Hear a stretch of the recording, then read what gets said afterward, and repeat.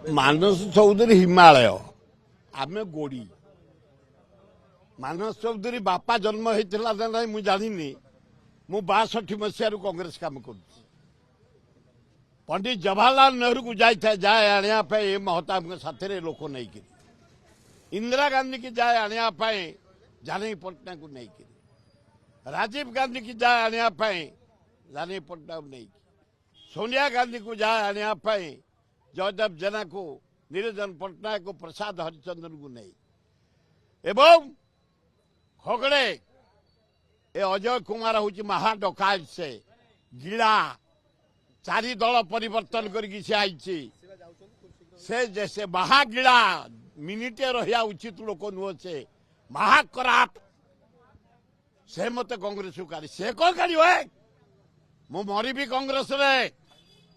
ମୁଁ ନେହେରୁ ପରିବାରକୁ ଲାଇକ୍ କରେ। ମୋ ମନ୍ଦିର ହେଲା କଂଗ୍ରେସ, ମୋ ଦେବତା ହେଲେ ପଣ୍ଡିତ ଜବାହରଲାଲ ନେହେରୁ ଫ୍ୟାମିଲି, ଏଇନା ରାହୁଲ ଗାନ୍ଧୀ। ମୁଁ କଥା ହେଇନି ଏପର୍ଯ୍ୟନ୍ତ। ଭକ୍ତ ଦାସ କହିଛନ୍ତି ମୁଁ ଯେତେ କଂଗ୍ରେସର ପୁରୁଣା ଲୋକ ସମସ୍ତଙ୍କୁ ସାଥିରେ ନେବି। ୱେଲକମ୍ ନବା ଉଚିତ। ଭକ୍ତ ଦାସ ଜନ୍ମ ନ ହେଇଥିଲା ମୁଁ କଂଗ୍ରେସ କାମ କରିଛି 62 ମସିହାରୁ। ୟା ଭିତରେ ନିରଞ୍ଜନ ପଟ୍ଟନାୟକ ଛାଡ଼ିଦେଲେ ଯେତେ ଅଛନ୍ତି ତା ଭିତରେ କଂଗ୍ରେସ ସିନିୟର ମେମ୍ବର ମୁଁ 62 ମସିହାରୁ କଂଗ୍ରେସ ଯାଉଛି ଆଣିବା ପାଇଁ। ଆଜି ପର୍ଯ୍ୟନ୍ତ ସେଥିରେ ମତେ ସସ୍ପେଣ୍ଡ କରିଛି। ମୋର ଖାତିର ନାହିଁ। କାଗଜ କଲମରେ ଖାତିର କରିଦେବ, ଲୋକଠୁ କିଏ କାଟିଦେବ ମୁଁ କହିପାରିବିନି।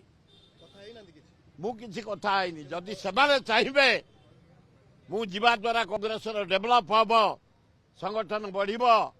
ରାଜଧାନୀ ଉପରେ 60 ବର୍ଷ ହେଲା ଆମେ ସଂଗଠନ ସୁଦୃଢ଼ କରି ରଖିଛୁ।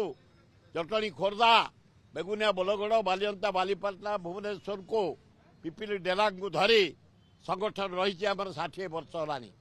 ଯଦି ଭକ୍ତ ଦାସ ଚାହିଁବେ, ସୋନିଆ ଗାନ୍ଧୀ ଚାହିଁବେ, ଖଗଡେ ଚାହିଁବେ, ରାହୁଲ ଗାନ୍ଧୀ ଚାହିଁବେ, ଯିବା, ଆପତ୍ତି ନାହିଁ।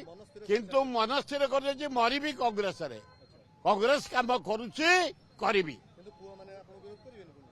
କିଏ କଲେ ମୋର ଖାତିର ନାହିଁ। ଗୋଟା ପୁଅ କଂଗ୍ରେସରେ ଅଛି, ବଡ ସିଦ୍ଧାର୍ଥ।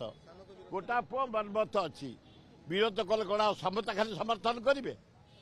ଗଣତନ୍ତ୍ର ପଦ୍ଧତିରେ ବିରୋଧ ରହିବ, ସମର୍ଥନ ରହିବ। କିନ୍ତୁ ମୁଁ କଂଗ୍ରେସ ମ୍ୟାନ୍, ଜିତ୍ ହେଲା ପର୍ଯ୍ୟନ୍ତ କଂଗ୍ରେସ ରହିବି। ଘରେ କହିଛି ଯଦି ମୋ ଶରୀର ପାଇବ ତାହେଲେ କଂଗ୍ରେସ ପତାକା ଘୋଡେଇ ଦେବ।